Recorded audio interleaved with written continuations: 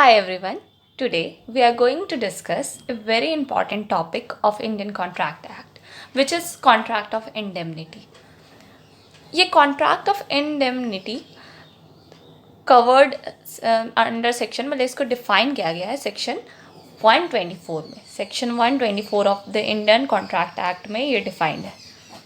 अब इंडेमनिटी का सबसे पहले मतलब क्या होता है. कॉन्ट्रैक्ट ऑफ इंडेमनिटी को जानने के लिए सबसे पहले हम लोग जानेंगे कि इंडेमनिटी का मतलब क्या होता है.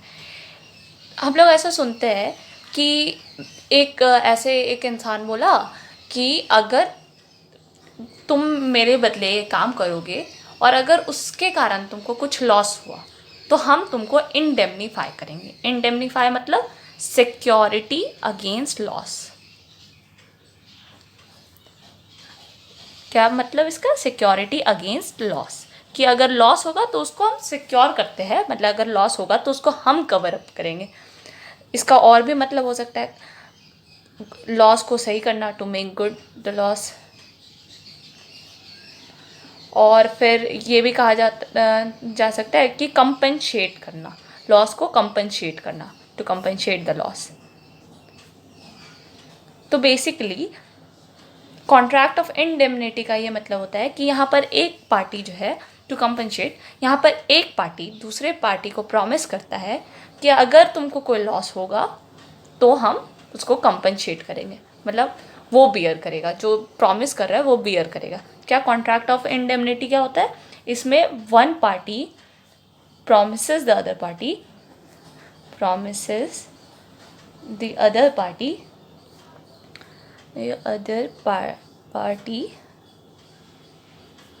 to save from loss.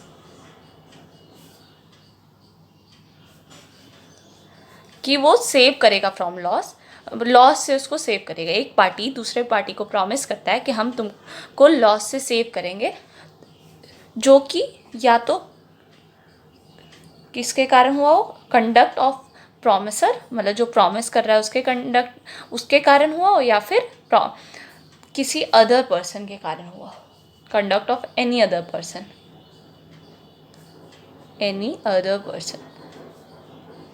तो सबसे पहले हम लोग ने क्या देखा कि इंडेमनिटी का मतलब होता है लॉस को सिक्योर करना, सिक्योरिटी अगेंस्ट लॉस, या फिर लॉस को कंपनशेट करना, to compensate the party who has suffered some loss. और फिर कॉन्ट्रैक्ट ऑफ इंडेमनिटी जो है सेक्शन 124 में डिफाइंड है, जहाँ पर ये बताया गया है. इसका मतलब होता है एक ऐसा कॉन्ट्रैक्ट जिसमें एक पार्टी प्रॉमिस करता है कि वो दूसरे पार्टी को लॉस से बचाएगा, जो कि किस कारण से हो, कंडक्ट ऑफ प्रॉमिसर के कारण से हुआ हो, या फिर conduct of any other person. ठीक. अब इसमें एक एग्जांपल हम लोग देखेंगे. मिस्टर एक्स जो है वो कॉन्ट्रैक्ट करता है गवर्नमेंट से कि वो इंडिया अपने पढ़ाई को पूरा करने के बाद आ जाएगा. मिस्टर एक्स कॉन्ट्रैक्ट करता है विद गवर्नमेंट कि वो रिटर्न हो जाएगा इंडिया, रिटर्न हो जाएगा to India after completing his studies, जो कि गवर्नमेंट के फंड के थ्रू वो पढ़ रहा था यूनिवर्सिटी ऑफ कैम्ब्रिज में.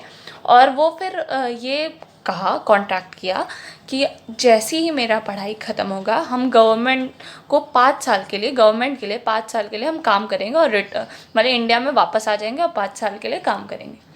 पर अगर मिस्टर एक्स फेल कर जाता है, मतलब वो रिटर्न नहीं होता है, इंडिया वापस नहीं आता है, तो उसको वो अमाउंट जो है, कुछ अमाउंट मतलब कंपनशेट करना पड़ेगा, कुछ अमाउंट रीइम्बर्स करना पड़ेगा गवर्नमेंट को, मतलब उसको लॉस से बचाना पड़ेगा.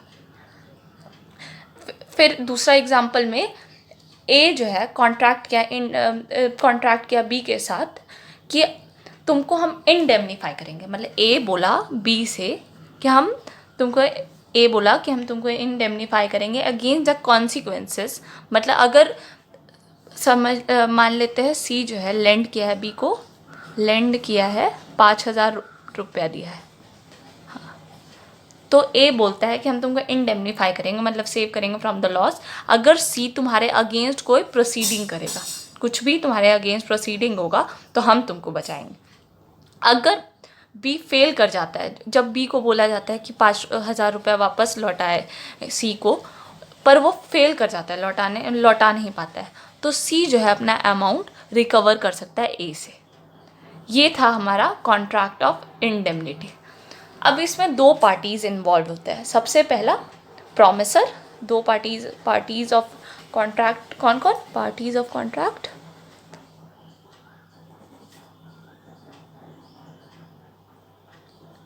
इसमें दो पार्टीज इन्वॉल्व होते हैं। सबसे पहला होता है प्रॉमिसर और दूसरा प्रॉमिसी। प्रॉमिसर को हम लोग इंडेमनीफायर भी बोल सकते हैं और प्रॉमिसी को हम लोग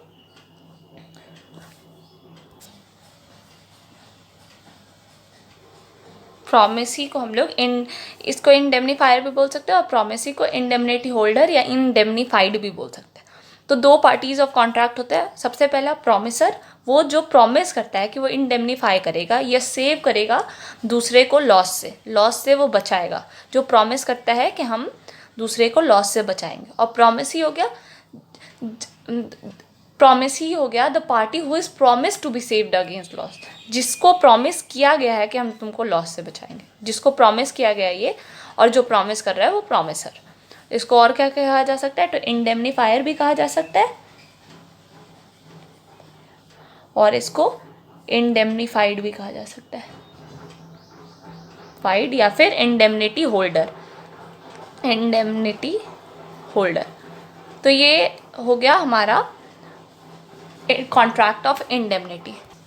अब contract of indemnity, mode of contract of indemnity क्या क्या हो सकता है? Mode of contract of indemnity.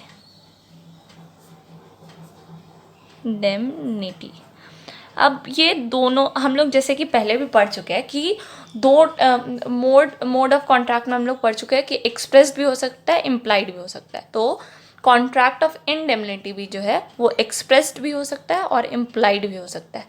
अब एक्सप्रेस का मतलब क्या हो गया कि यहाँ पर प्रॉमिसर जो है वो रिटन वे में, मतलब एक्सप्रेस करके, रिटन वे नहीं सॉरी, एक्सप्रेस करके बोलता है, एक्सप्रेसली बोलता है कि एक्सप्रेसली प्रॉमिस करता है कि वो कंपनसेट करेगा लॉस से। और इम्प्लाइड हो गया, इसमें क्या होता है कि हम लोग सबसे पहले इसका मतलब क्या था? एक कॉन्ट्रैक्ट ऑफ इंडेमनिटी कब एक्सप्रेस होगा?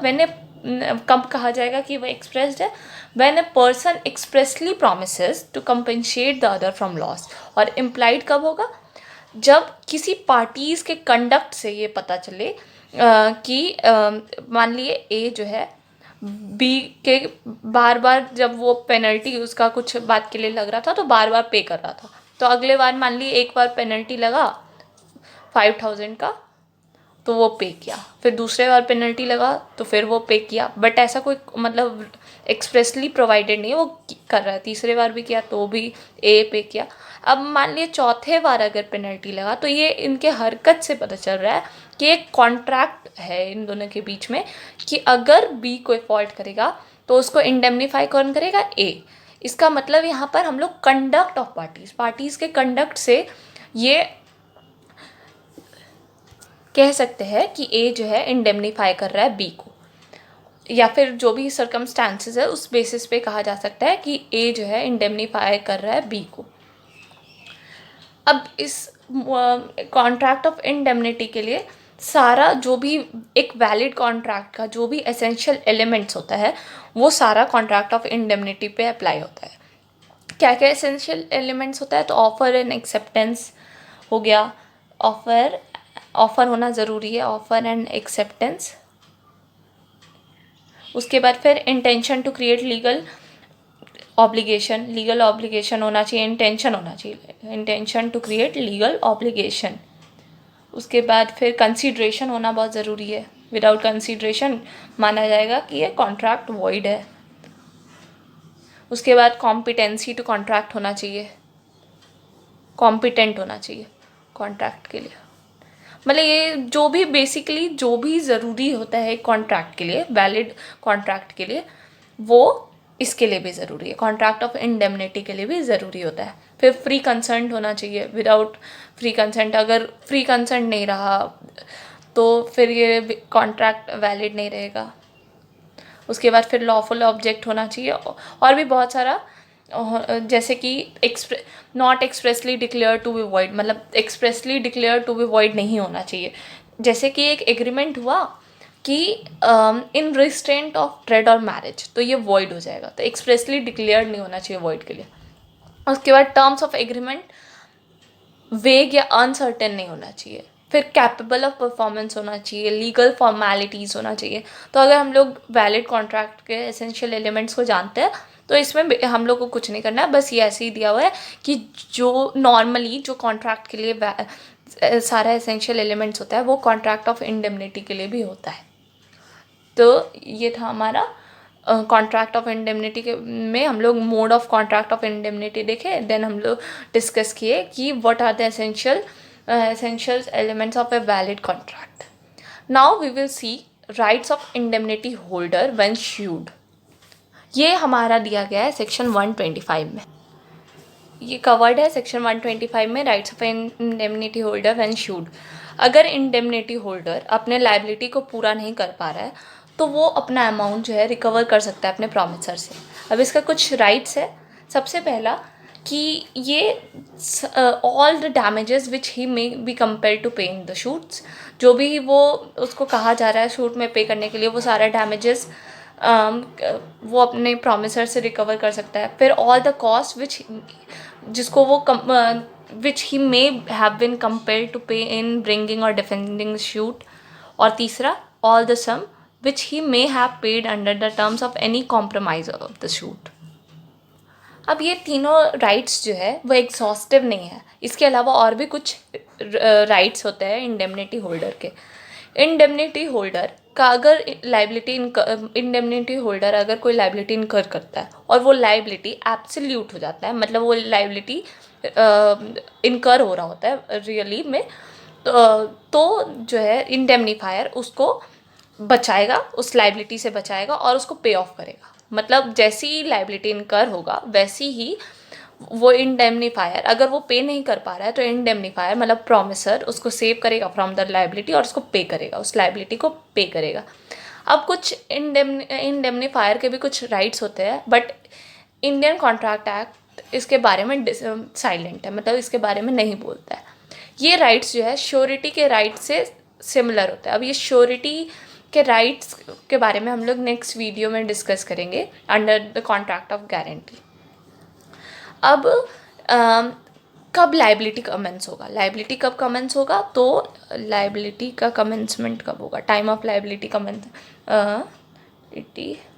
इंडेमनीफायर का लाइबिलिटी का कमेंसमेंट कब होगा, इंडेमनीफायर का लाइबिलिटी का कमेंसमेंट जब पहले तो सबसे पहले इंडियन कॉन्ट्रैक्ट एक्ट इस बारे में भी साइलेंट है कि कब लाइबिलिटी का कमेंसमेंट होता है ऑफ एन इंडेमनीफायर।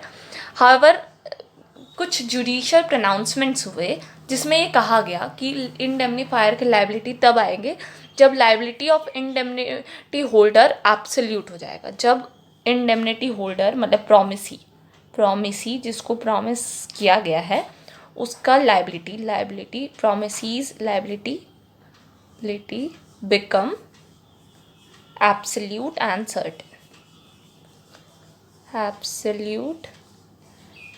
certain, जब इसका लाइबिलिटी सर्टेन हो जाएगा, एब्सोल्यूट हो जाएगा, तब इंडेमनीफायर का लाइबिलिटी अराइज होगा।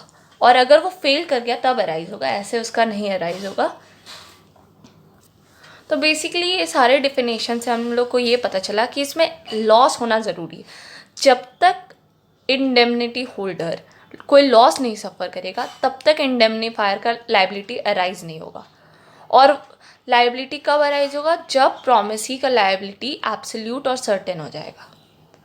अब कुछ और बातें हैं कॉन्ट्रैक्ट ऑफ इंडेमनिटी में। सबसे पहला कि कॉन्ट्रैक्ट ऑफ इंडेमनिटी कवर करता है अगर लॉस जो है वो by the conduct of promiser हो या फिर by the conduct of any other person.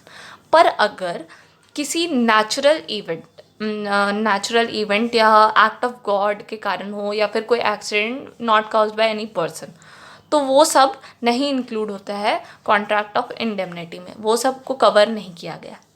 फिर बात करें हम लोग मेरीन इंश्योरेंस, फायर इंश्योरेंस, ये सब भी कवर्ड है ये कॉन्ट्रैक्ट ऑफ इंडेमनिटी में, बट लाइफ इंश्योरेंस जो है वो कवर्ड नहीं है कॉन्ट्रैक्ट ऑफ इंडेमनिटी में। तो ये था हमारा कॉन्ट्रैक्ट ऑफ इंडेमनिटी। अगर आपको ये वीडियो पसंद आया तो प्लीज़ लाइक, शेयर और सब्सक्राइब करें। नेक्स्ट वीडियो में हम लोग डिस्कस करेंगे contract of guarantee. So stay tuned with us.